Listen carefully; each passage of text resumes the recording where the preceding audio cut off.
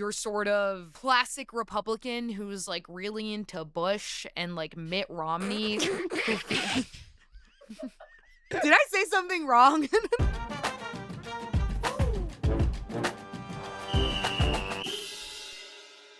Joe Biden then was essentially pushed out of the presidential race because of questions over whether he was up to the task mentally.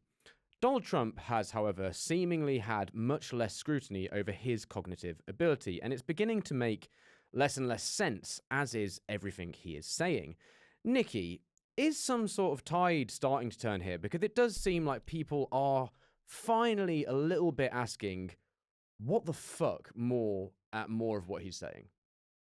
I absolutely think there's a bit of a tide shift here. I think with Biden, the central issue was that the decline in cognitive abilities, the advanced age, really made it almost impossible for him to effectively communicate the Democratic message, to go toe-to-toe with Trump as he needed to, as we saw in the debate.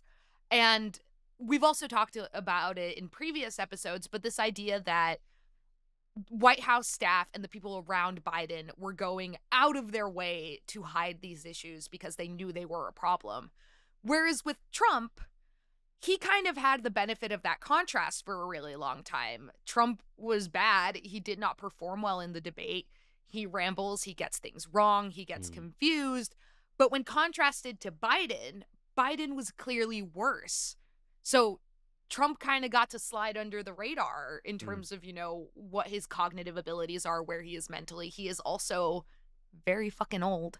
But I think now that we have Harris in the race, who is significantly younger, who is a seasoned, capable public speaker, the reality of Trump's situation is becoming much more apparent. And listeners need to remember that questions about Trump's cognitive abilities aren't new.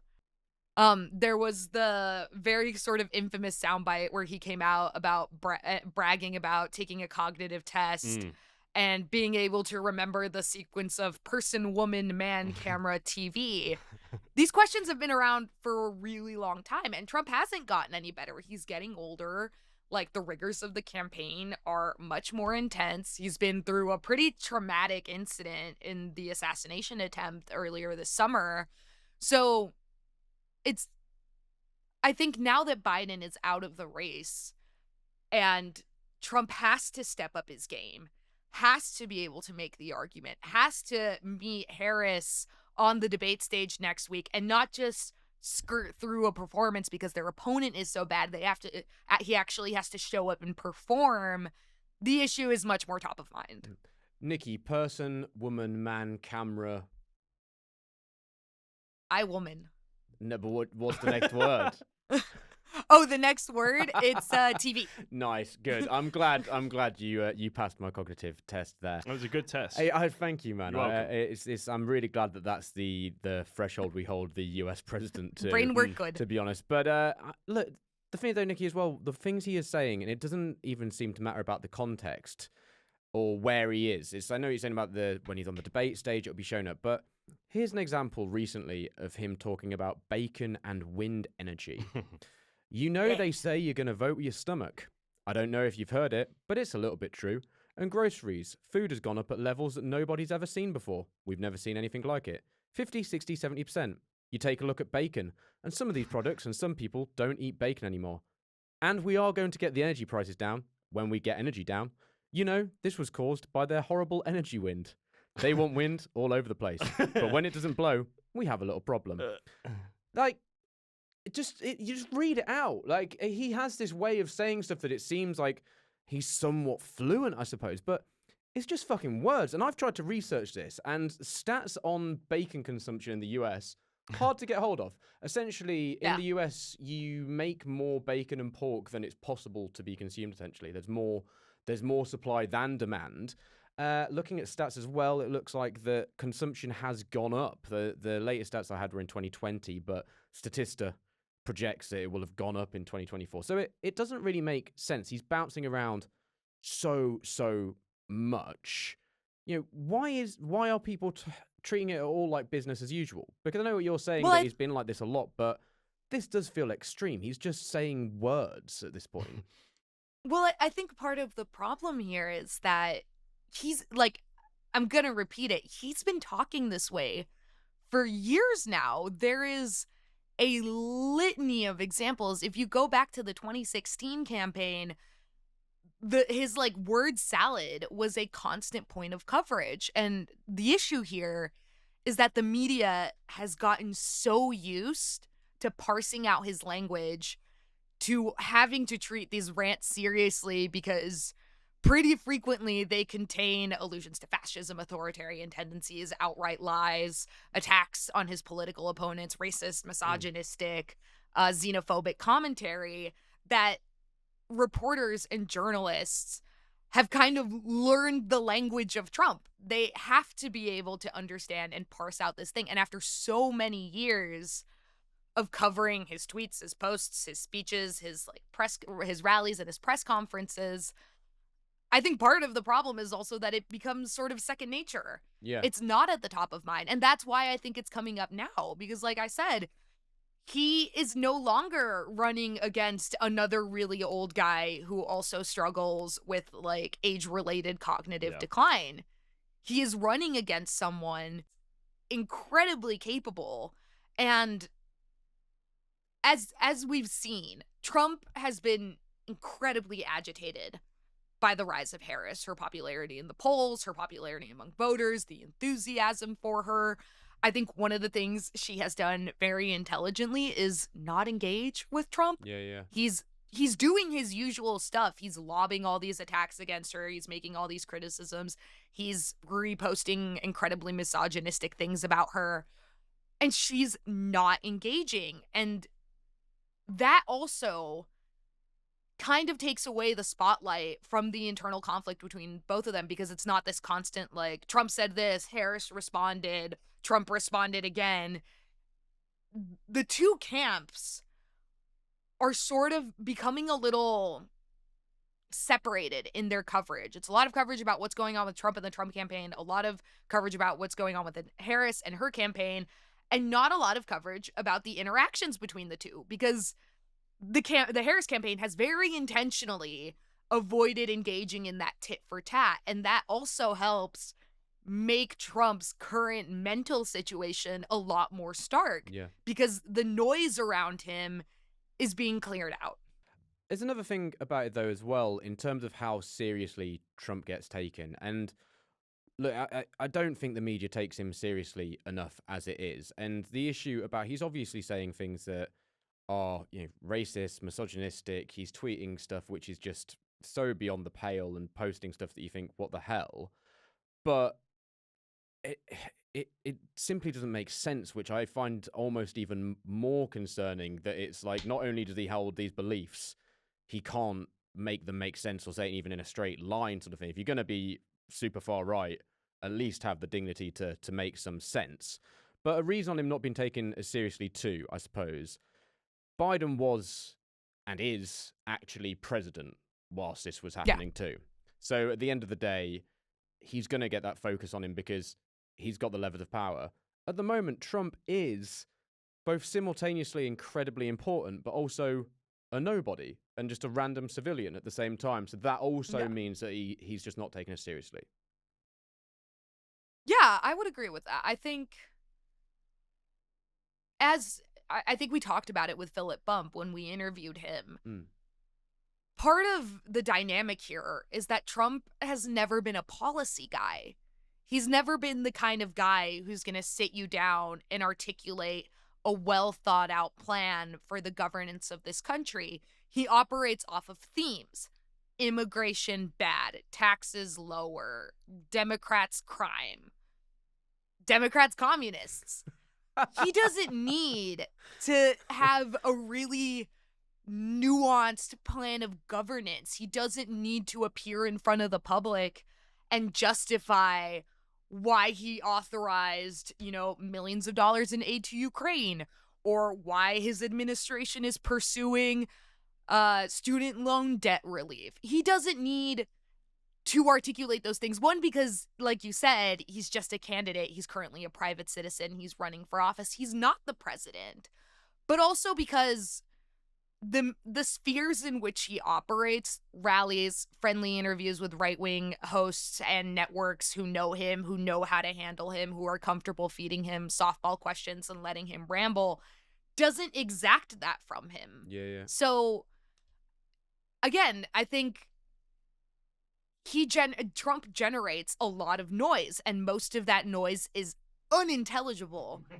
But it resonates with his supporters because his supporters know that they are not necessarily looking for, a robust Politico or like a robust Politico with wonkish analysis of the No. economy and the governance of this country.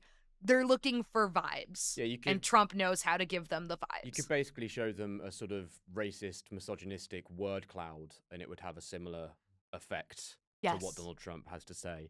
Chris, some outlets and journalists are picking this up. I mean, friend of the podcast, Jeff Jarvis, have to point to that he's been showcasing some of the people talking about this, and there are some people tangential to the mainstream media who are saying, look, we need to take this seriously. But yeah, talk me through some of the places that are drawing a focus here.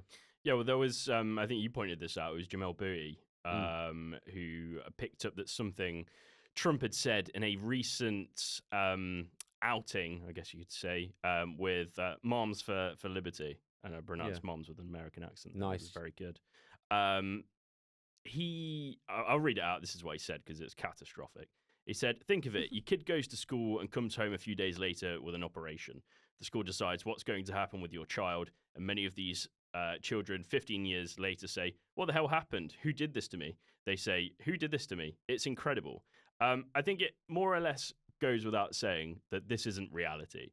And I think that points to exactly what Nikki has been saying, that he just says things. He says things without any truth at all behind the words. There is no doubt, though, that this issue, policy making around gender identity and treatment around it for young people is tricky, and it does differ via state. But if you look at what the US Department of Education says on this, it gives broad guidance, and I'll read that guidance. It says that schools should adopt policies or model plans to guide school staff on how to support students and communicate with families, such as develop mentally appropriate protocols to support students in any transition process and a checklist of issues to discuss with the student or their family. I think anyone could gather from that statement, that line, that it's anything but what Trump has laid completely. out in that. Yeah, they're not offering gender surgeries in health class. It's not like, reality. That's not a thing. It's just not. It's not. Yeah. It's false. Yeah. And he kind of gets away with it. So I also noticed there was a piece in the New Statesman by Lee Siegel, who is an author of several books, basically, who just went for the headline, Donald Trump is losing it. Yeah. And again, this was just picking into the way that he's referencing to his comments around the Presidential Medal of Freedom and stuff like that, which again just didn't really make sense. He was talking about a civilian offer versus an honor for soldiers, then was suggesting that all soldiers get the Medal of Honor when it doesn't happen. It's just he contradicts himself in so many ways, even when he's trying to talk about things that he deems important. Yeah, he makes himself wrong. And I think it's important that we point out as well that we're not bringing this up just to take the piss out of Trump. No. We should be talking about these things because this is a man who could become and is doing fairly well in polling. Sure. He could become US president again. And that is dangerous. Absolutely. Diagnosis from afar and that sort of thing. I'm not going to put any specific terms on what is happening with Trump here, and I don't think that would be appropriate in any way, shape, or form. And I also don't want to stigmatize the fact that people get older and that can cause you problems with your cognitive ability. But it does strike me as that it has to be able to be talked about, particularly at this juncture we're at. Especially when you consider, as we've mentioned, the level of scrutiny that Biden was under over his performances in rallies, but also privately as well. It's only fair that then you look at all of the candidates and treat them the same way, which is what we should be doing with Trump and his cognitive ability. Chris, there was some research on Trump's health and how people feel around it. Could you talk me through a little bit of that? Yeah, just before I do though, I'm going to read another example that was recent of something that Trump said. This is a long one, but Okay. it really trails off. So this is what he said at a rally in North Carolina about 2 weeks ago. October 7th would have never happened. Iran would have never done that. They had very little money at that point. Now they're rich as hell. But Biden allowed that to happen. And Kamala, where's Biden? What happened to Biden? Where is he? He's on a beach. He's on a beach. He's got somebody that thinks he looks great in a bathing suit. He likes to go to a beach. How do you leave here and go on a beach? You can't do it. There are things you just don't do. People want to see you in a bathing suit. Walks badly. It's hard to walk in the sand. He has a hard time lifting his feet through the sand. And then he grabs the chair. The chair is meant for old people to lift and young kids to lift, like 4-year-olds, right? And he can't lift it. He needs a little help. If anyone knows what real point is behind that, let me know. I mean, to bring it back to the point, you could argue that he is filling time here. You could argue that. Yeah. But I don't think he is. Well, that point, whatever point it is, does seem like it can be made in 2 sentences. That is, important things are happening and Joe Biden appears to have gone to the beach. I think that's irresponsible. If that's what he thinks, but that sentence, which is an ironic statement, considering that Trump spent significant amounts of time golfing. Yeah. And he did during his presidency. But the point I want to make is as you rightly mentioned, there is research from Stat, which is a health journal, and they've looked at the speeches that he's made in these recent rallies in this election and back in 2016 and 2020 as well. And some of the research that they found, I'll read this line because it stood out to me. It said, the experts noted a further reduction in Trump's linguistic complexity. And while none said they could give a diagnosis without an examination, some said certain shifts in his speaking style are potentially indications of cognitive decline. And then something else that stood out to me from what these researchers found in terms of the levels of his complexity in his speech and the words that he uses. They found that most presidential candidates score around 70 in terms of their complexity of the words they choose. He recently ranked or came in at 24, suggesting he does not think or talk in a very complex way at all. And this is just straight down the line medical research. That's below the minimum age to be president. That is. Chris, person, woman. Next word. Was it man TV? No, man camera TV. Very good. You pulled it back. Passes. I don't think you get how that works at all. But sure. Don't test my brain. All right. Polling though as well then on how people feel around Trump's health. There are some concerns around it, aren't there? Yeah. There's some polling from the University of New Hampshire that took the opinions of voters from Vermont. And the polling asked, how would you rate Donald Trump on each of the following attributes, physical and mental fitness? Voters aged 50 to 64, 58% think Trump's mental fitness is very poor. Those 65 and older, 61% think the same. Worth saying, though, Vermont is a very heavily Democratic state. Okay. So it's no surprise to find that they think critically of Donald Trump and will look for critical points to criticize him. Say critical more, Chris. Yeah, I will. So I wanted to look at something else. So I looked at Pew Research, which is very much down the line, as we know. We use them a lot. We love them. We love you. I do Research. like Pew, yeah. They're pretty good. We love you, Pew. We do. And they wanted to look at whether voters thought Trump was fit for the job. And this was back when Biden was also on the ticket. And they found that roughly 6 in 10 voters described both Biden and Trump as embarrassing. Which is pretty heavy. That is pretty heavy. Nikki, a final point here on the discussion around this, partially because, look, I'm sure we could all get accused of being lefties just wanting to make fun of Trump. And genuinely, as Chris said, that is not totally the case. Like, I had my concerns around Biden and thought people were way too cautious about actually discussing that. And the same with Trump now. It just seems ludicrous to me that if you want one of the most important jobs in the world, you need to be fucking sharp. Like, I'm not sharp enough for it.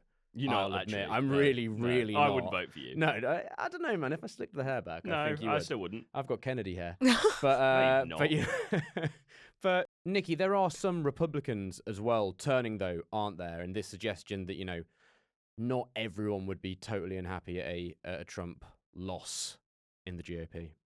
Yeah, we have had some notable Republicans endorse Harris.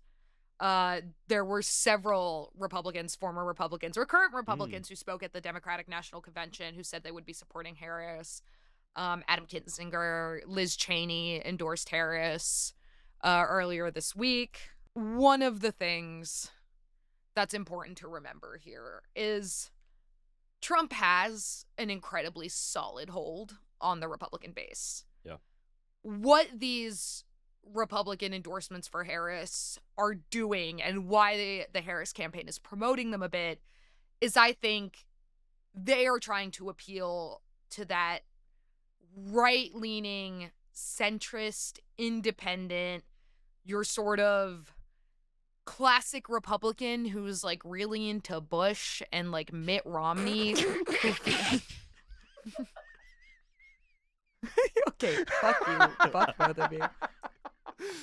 Oh, Simon, keep that in. Did I say something wrong? No.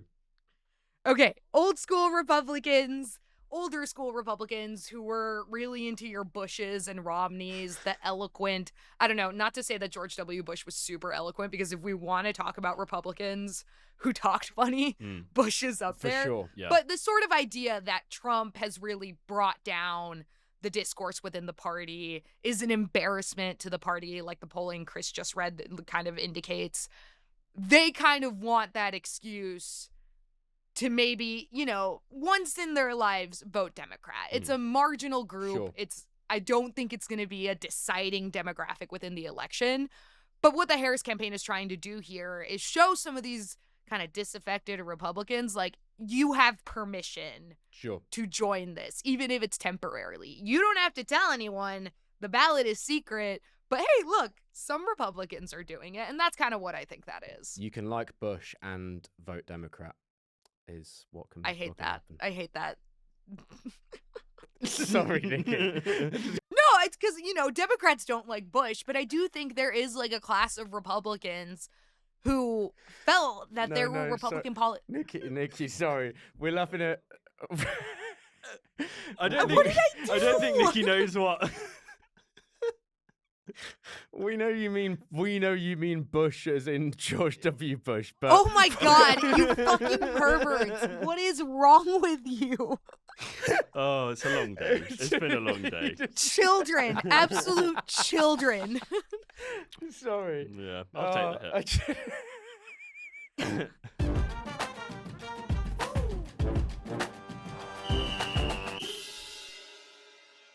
If you haven't noticed, Elon Musk has taken quite the interest in politics of late. His sprawling and often factually incorrect conversation with Donald Trump on Twitter was listened to by millions, and sincere apologies if you happen to be one of them. But Musk is just one of many influential and powerful tech bosses across the US wading in on politics ahead of the election. Our guest today knows these tech bosses better than most. New York Times tech and Silicon Valley reporter Erin Griffith joins us now to discuss the real influence these digital moguls wield on our world. Hi, Erin. Hi, thanks for having me. Erin, let's start with Musk. Sorry, I'm sure you get asked about Musk more than pretty much anyone else, and it must get frustrating. But we've spoken a lot about him lately. Kind of what is the benefit for Musk for wading into US politics and endorsing Trump? Because he keeps suggesting it's all this battle for free speech, but I can't help but think that it might be more about money. And I'm just not sure where he's coming from there. I think that's probably a safe assumption with any, prominent business person and their political views. And Musk has had a history of caring about politics, and to some degree because his companies, particularly Tesla, but also SpaceX, have benefited greatly from government contracts and subsidies and tax breaks. So he has had a political bent, but this is the first time that he has really weighed in on issues that are not related to his companies or seemingly not related to his companies. I mean, he is obsessed with all of the culture war pieces of it, like the woke mind virus and, a lot of social issues that he hasn't previously weighed in on. And that's actually true of a lot of his peers, a lot of the other tech leaders Mm. too. They're weighing in on politics and talking about issues that directly affect their business interests, but they are also um, have really strong feelings about some of the other side issues and want to have influence there as well. With Trump, is part of it because he is just seemingly so malleable? For example, when we've spoken to people about Project 2025 and stuff like that, it's because he's, there's a bit of a vacuum there. He doesn't really have strong opinions himself, and he can be quite easily sold on ideas. So for someone like Musk, if you want to come up with some potentially quite ludicrous ideas or really science fiction sounding things, and you want money from the government, you need someone there who you can persuade that those ideas are definitely going to be good, don't you? I think that's a really important point. A lot of people have seen that with Trump. He changes his mind constantly. I mean, the best example of this is with TikTok. He was like, we should ban TikTok. And then Jeffrey Yass, who's a big investor in TikTok, donated to Trump, kind of whispered in his ear. And then suddenly Trump is like, oh, TikTok is great. We need to keep it. We shouldn't ban it. And so that's just like a very clear cut example of, financial interest directly influencing a politician. And the thing that I notice about this, and that the tech industry and crypto has kind of said this more blatantly, is that their money goes a really long way in politics. And I think some of them were very surprised to learn that. Like, these are billionaires. And so like a $30 million PAC or something, the crypto, sorry, let me go back. Actually, the crypto PAC has somewhere between 100 and $200 million. That's not a lot of money in the crypto world, but in politics, it immediately skyrockets you to one of the biggest PACs, and you're hugely influential and able to start kind of swinging these down ballot elections. So I think tech people realize, like, A, our money goes a really long way here, and B, certain politicians, including Trump, are more than willing to listen to anything that we say. I mean, Trump has even said, Elon Musk, we have to make him happy, things like that. It's kind of just like saying the quiet part out loud. It's like, you can buy my influence almost. And so I think that is certainly part of it. And I think that's kind of what attracted, Peter Thiel to Trump back in 2016, was that he was like, oh, this guy, I'm able to influence him. And there's this sort of sense amongst the tech leaders that, like, oh, well, I can control this guy, when like history has shown that nobody can really control Trump. I mean, he will kind of change his mind all the time, but I think they sort of think that, especially with Vance on the ticket as well, that they can influence him. Is it maybe also there's a culture among these, it does feel like predominantly very wealthy men that seem to have a kind of gamble mindset, for example, and that Kamala Harris might be laying out what she'd actually do, so what she's all about. With Trump, they're prepared to gamble, because if you're involved in something like crypto, you're obviously used to gambling. So with Trump, they're going, well, hey, we don't know exactly how this will go, but if it's a coin flip, it might go really, really well for us. Whereas we look at Kamala Harris and how things might go there, and we can chart that out. That might be more steady, but they don't necessarily care about steady. Potentially. I hadn't thought of it in that way. I mean, I think in general, it's more of a just real frustration with the Biden administration, and then extending that to Harris now.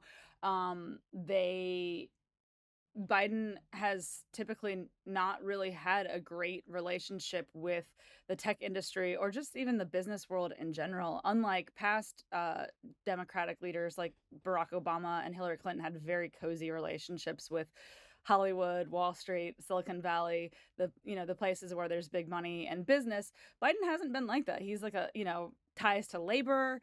He cares about sort of the middle America average person. Like he hasn't really courted these guys in the same way past Democrats have. And I think that, combined with the sense that like the culture has gotten away from them and that they are suddenly the bad guys, has turned them more to Trump, who is like already seen as a bad guy by the culture and who is also a businessman like them. So I think it's less about like the gamble and more about just like turning away from the Democratic leaders. Is part of the calculus here sort of a preemptive setup to avoid the threat of regulation? I mean, particularly in the backlash we saw to the proposed or like the impending TikTok ban, there's this idea that like existing tech companies, existing social media, Silicon Valley companies are abusing user data. And there are issues with like misinformation and security that plague a lot of these companies. And I feel just from like the observer's perspective that there is amongst this sort of political shift a really quiet sort of under the radar push to bring Republican lawmakers onto the side of like opposing widespread regulations against these companies, whereas Democrats feel a little bit more vocal about, you know, entertaining the idea of laws to protect like user data security and that kind of thing. Oh, I mean, it's 100% that, but like, I will just make the caveat. So a lot of people we're talking about that have come out and endorsed Trump or moved to the right, the tech leaders are venture capitalists. So like Mark Andreessen and Ben Horowitz, the top venture capital, one of the top venture capital firms, Andreessen Horowitz, and some leaders at Sequoia Capital have also come out in favor of Trump. And so I'll separate the big tech companies who have kind of tried to stay out of politics. They want to be friendly with whoever is in power. And they have huge lobbying apparatuses and lots of lawyers, and, you know, they're dealing with all of that in their own way. But the venture capitalists, they're kind of more dispersed, and they definitely have a fear of more regulation because two things that the Biden administration has gone after really aggressively have hurt them. One is antitrust. Lena Khan, the head of the FTC, has, you know, shut down a lot of deal making, and that's how venture capital firms and startups, you know, make their returns. They sell their companies to bigger companies, and the main buyers now are all under heavy antitrust scrutiny and have, you know, kind of closed down their M&A operation. So that's one major thing. And then the other thing is just crypto.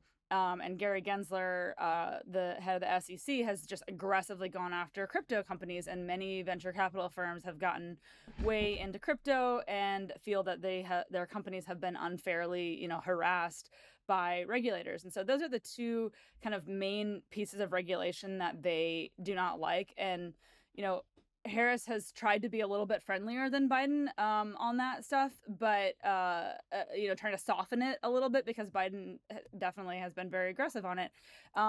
And, you know, obviously hasn't changed anyone's mind yet. Maybe it will, you know, with some of the less vocal people that we aren't seeing tweet every single day. And then the other thing is just the tax issue. This is like a little bit wonky, but like unrealized capital gains. Biden had this like proposal to like heavily tax. Basically, if you own if you own stock that is worth a lot, but you haven't sold it, so you don't have to pay taxes on it until you sell it. They want to tax it before you sell it while you're just holding it. And you know, a lot of people with a lot of money tied up in stocks and things like that are upset about that. It's the anger in the tech industry is a little bit misguided on that because it only applies to people who have more than $100 million worth of holdings, and even then it's even narrower than that, where it's like mostly liquid stocks. So like there's been a lot of misinformation and confusion around that. And then even just this week, Kamala Harris came out and lowered that from what Biden was saying. So that to me feels like a little bit of an excuse to say that they don't support her, but you know, people are really riled up about that too. Is some of it, Erin, I suppose as well, there's a cult of personality around Donald Trump, and do some leaders in Silicon Valley also, your Peter Thiels and your Elon Musk, they also run their businesses in this form of a cult of personality at the same time. So they see a reflection of themselves in him. So we speak a lot about US politics, how reality and how people feel and how that makes them act just don't always sync up. And from what you've just said there, that it's like, this isn't all just about numbers and statistics like you might expect tech people to care about. Some of it is due to a visceral feeling, or maybe the way that they see themselves politically and they see themselves in this race. It's actually a little bit more guttural in a way. Yeah, I think that's definitely true. It's kind of like what I was alluding to earlier. Like it's just beyond pure business interest. There's an emotional, there's the social element of it, and like you can, not to like, you know, armchair psychology here, but like during the Trump administration, the tech industry was getting a lot of grief for misinformation and for, you know, all of the reasons why Trump was in office, and people on the left really villainized the tech companies. How many times did Mark Zuckerberg and others get like hauled in front of Congress to testify on various, you know, are you suppressing right-wing speech? Are you colluding with the Russians? Are you, you know, misinformation? All of these things, and so when you tell people over and over that they're bad and evil, you know, they're going to start listening to that and, you know, gravitate to the people who are saying, we love you, you're great, which is like what the right has kind of been doing. So there is a piece of it where it's just like, oh, you guys are making us into the villain, and we don't like that. So we're going to go in the other direction. And that all coincides with, you know, the Me Too movement, where a lot of people in tech were called out for their treatment of women. It coincides with the pandemic, where a lot of people in tech were mad about lockdowns and about the way that, you know, maybe California might have in their view, gone too far in some of their, you know, shutting down schools and all of that.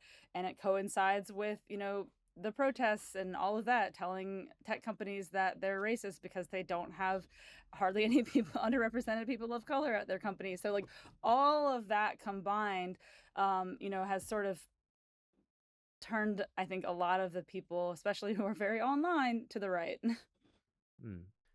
Erin, you mentioned there's some kind of residual resentment from Biden that's passing on to Kamala Harris in a way, but you also did in July wrote an article that more than 100 Silicon Valley investors pledged to support Kamala Harris. She's obviously really shaken things up, and we focused on that a lot. But practically, when it comes to the Silicon Valley side of things, how much do you feel she has shaken it up? And something like 100 people, that does seem massive to me, but do Elon Musk and Peter Thiel outweigh that 100? So it's hard to balance out. Yeah, this is something that I've definitely thought about a lot. I mean, so back before the debate and before Biden stepped down, I was trying to write 2 articles about like people on the right and people on the left, and like it was very easy to find a lot of info about, you know, support for the right. People were moving to support Trump, all the reasons why, and I was just really struggling with.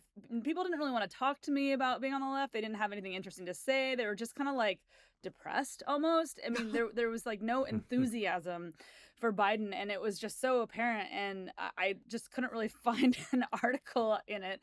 And then, you know, after the debate, and when Biden stepped down and Harris, like the floodgates opened, and suddenly there was this like level of enthusiasm that hadn't been there before, where it's like, okay, this is someone we can support, this is someone we can rally behind, this is someone that we, you know, feel excited to support. And so that's finally when the Silicon Valley kind of finally came out for the left, because, you know, Silicon Valley has a reputation of being very liberal, and in the past, like I said, they have really tight relationships with Obama and Clinton. And so you kind of just expect that, yeah, all the big donors that we know, and then like Reid Hoffman, Ron Conway, Vinod Khosla are going to support whoever the Democrats put forward, and then that'll all trickle down. And it was like kind of crickets before, and now it's like people are really riled up. It feels just much more like a normal election where, okay, yeah, there are some very prominent people supporting the Republican candidate, much more so than I think in past elections. But now there's also like a lot of movement and excitement, and I think more on the lower levels, like all the way the actual employees of tech companies, not just the really loud thought leaders on Twitter, are kind of rallying behind Harris. And so yeah, it just feels more like like past elections. And Yeah. I do think that some of these really prominent leaders who are very much looked up to and admired by many in the tech industry, like Mark Andreessen, like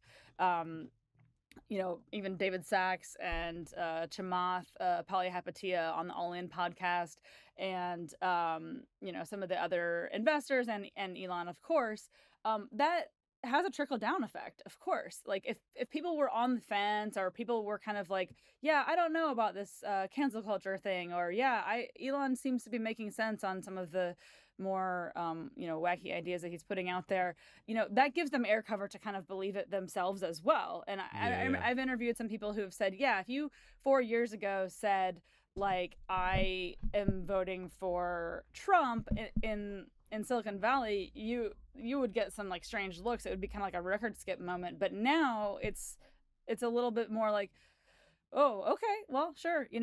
People, it's more acceptable to talk about. Yeah. And that's because these people at the top, the leaders have come out and made it that way.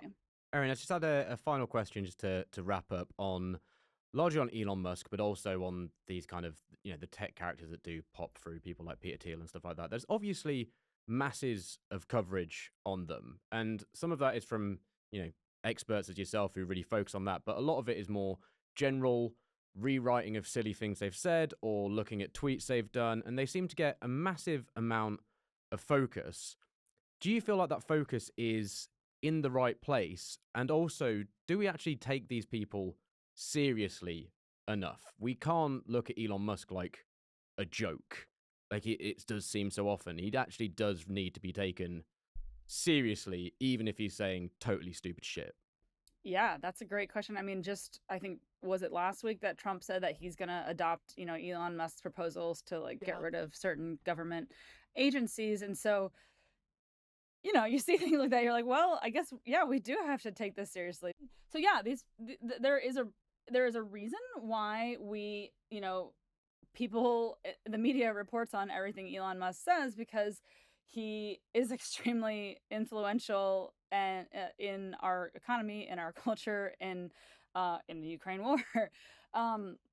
But at the same time, he, similar to Trump, also is not a reliable narrator and says a lot of things that we don't really know if they're true. He doesn't have, a lot of, I mean, this goes back to like funding secured like 6 years ago when he said he was going to take the company private and didn't.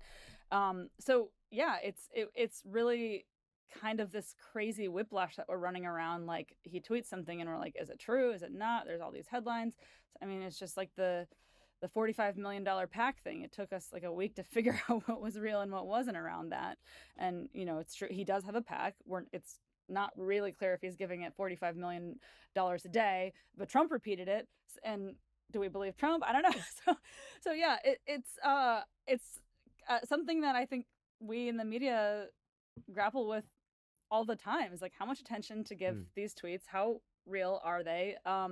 How influential are these people? I mean, and one thing, you mentioned Peter Thiel, and we've talked about him a little bit. I should just say, like, he has said that he is sitting this election out. He hasn't, that we know of, donated money to any candidates, and he's pretty much stuck by that, despite how tempting it is, despite the fact that JD Vance, his protege, is calling him saying, like, get in here, give us some money. He's sitting it out, and yet he still has a ton of influence, because like, he was basically responsible for getting Vance on the ticket. So these guys are behind the scenes pulling the strings in a way that is influential and that matters. And like I was saying earlier, like, what their opinions and their ideas get put forward, and they're influential in the tech industry, and the tech industry is like extremely influential in not just our economy, but in our media landscape and in our national conversation. So yeah, I think they do deserve the attention and the scrutiny, but I do also agree with your point that it sometimes seems like a lot.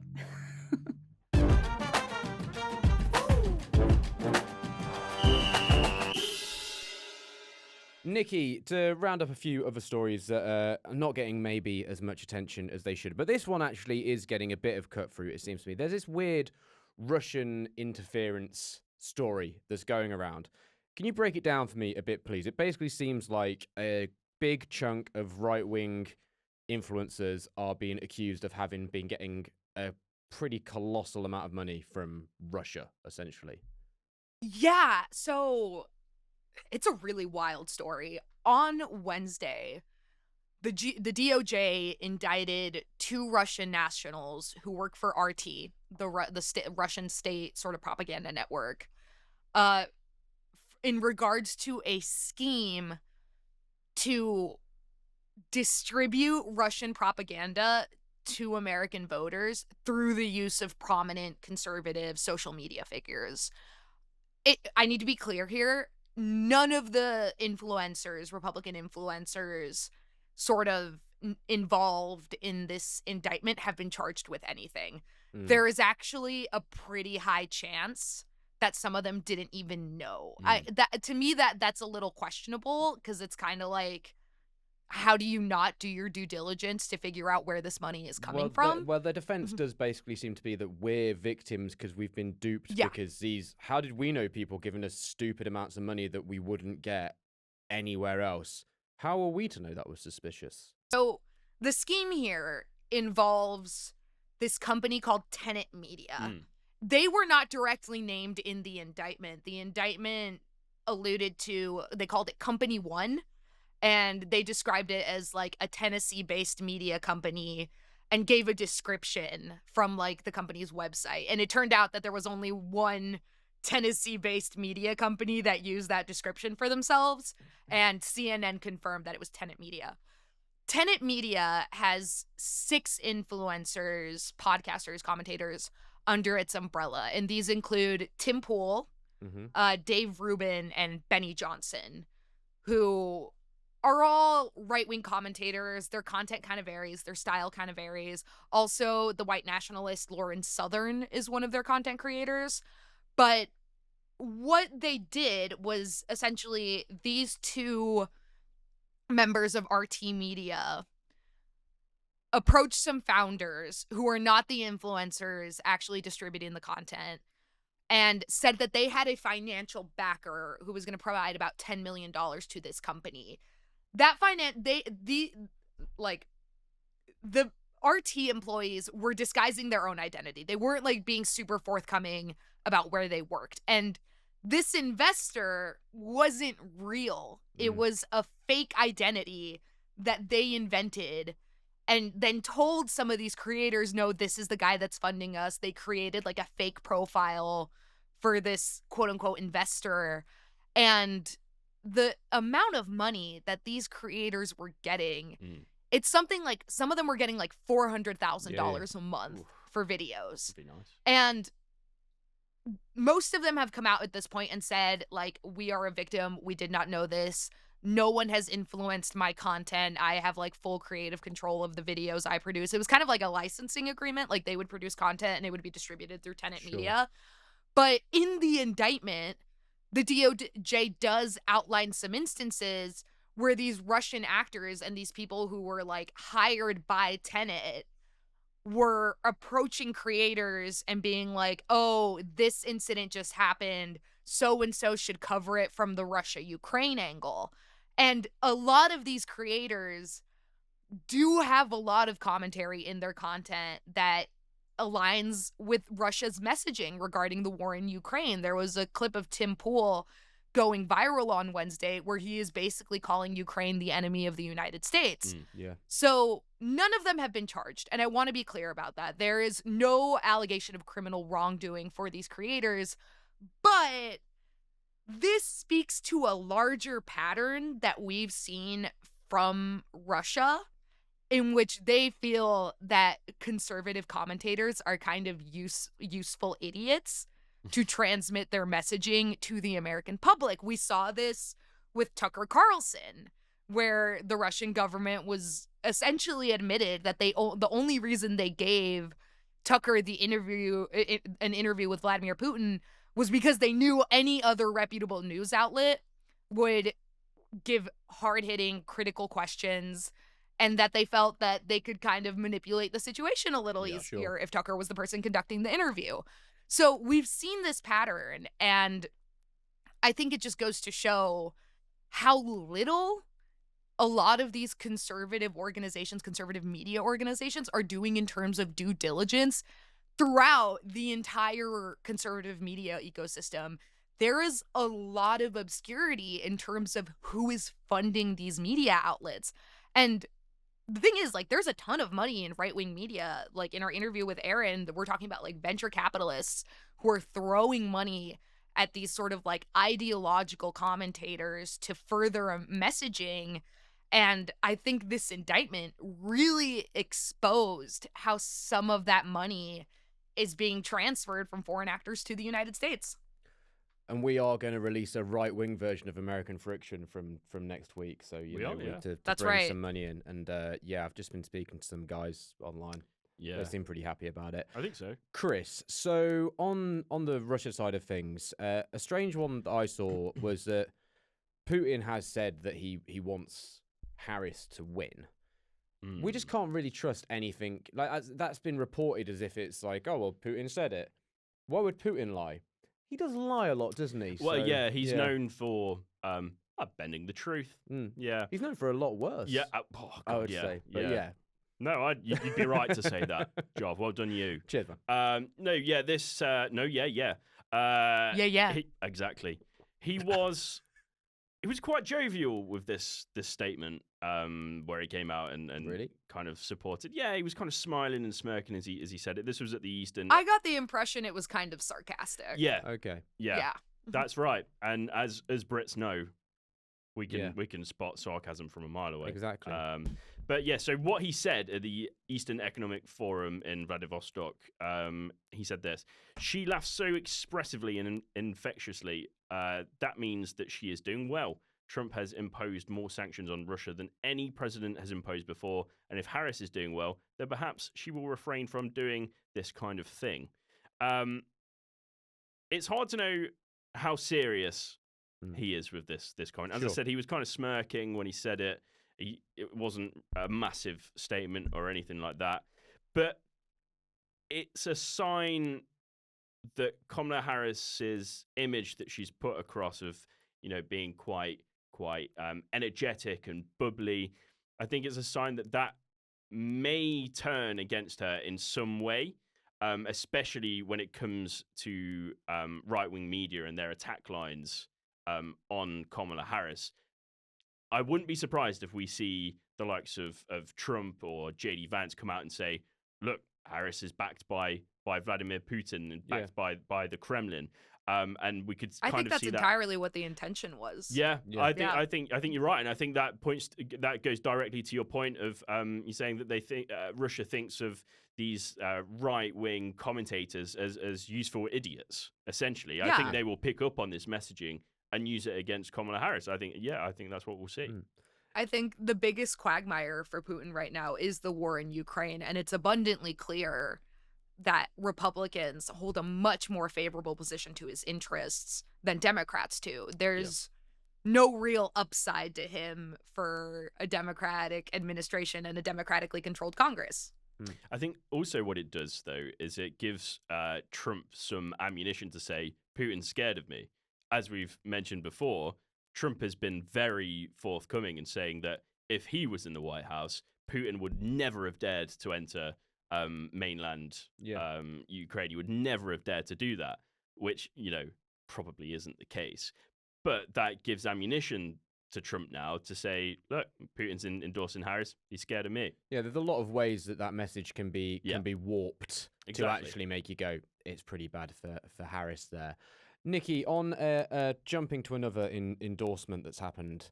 So John McCain's son has endorsed Harris. And sorry for that segue because I'm not linking John McCain's son to Vladimir Putin, but you know, you're know what really I mean. good at segues. I try.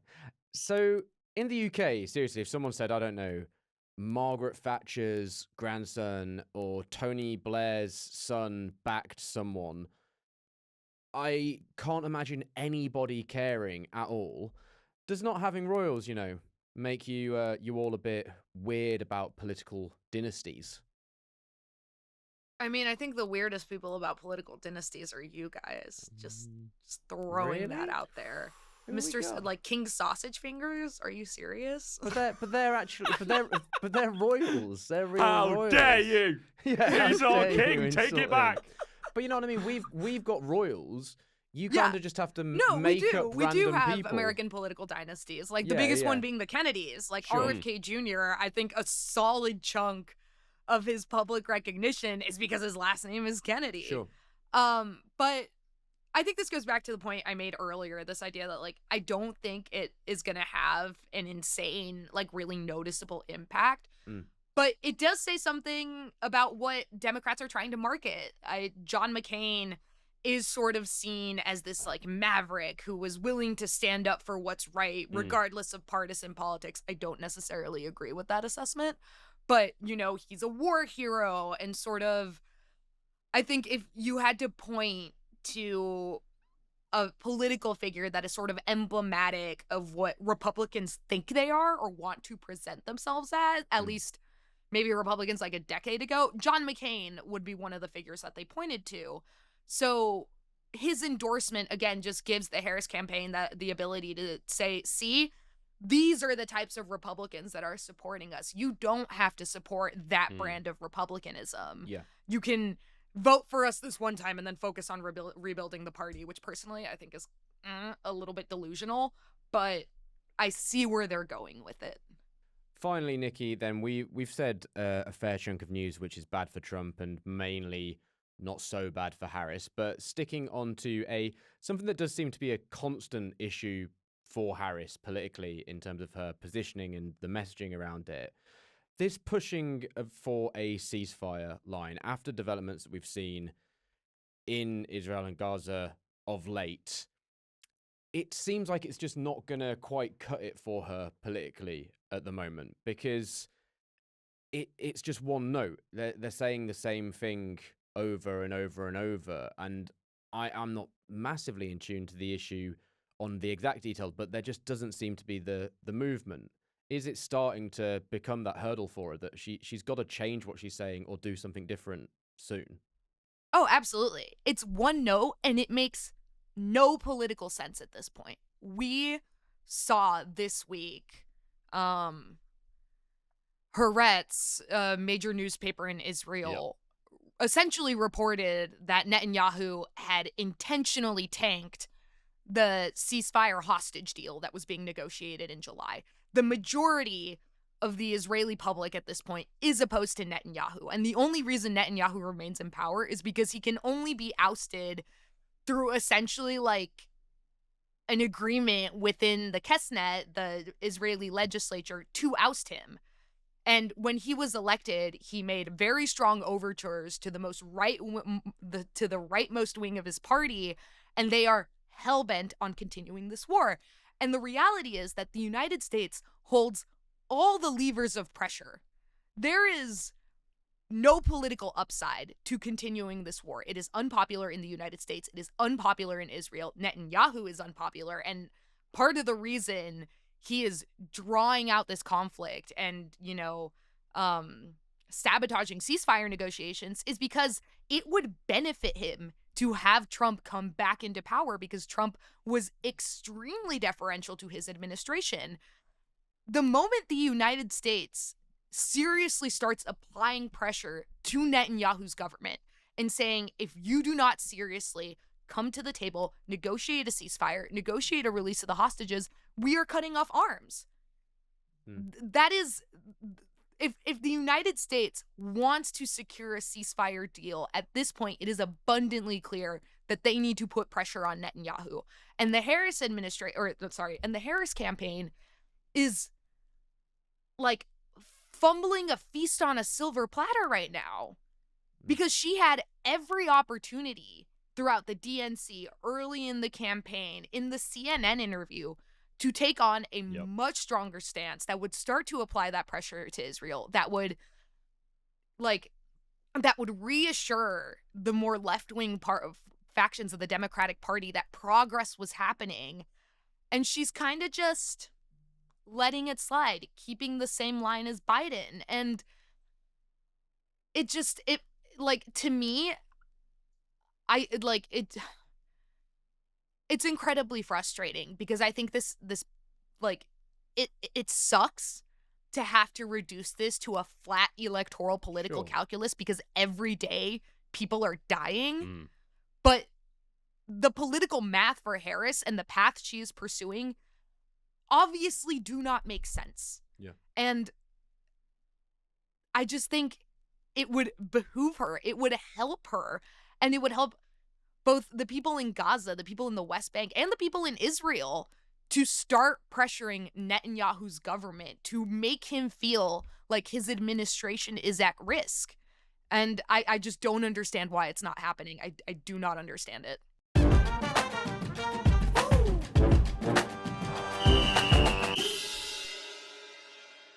Well, with that brings us to the end of this episode of American Friction. Nikki, thank you very much.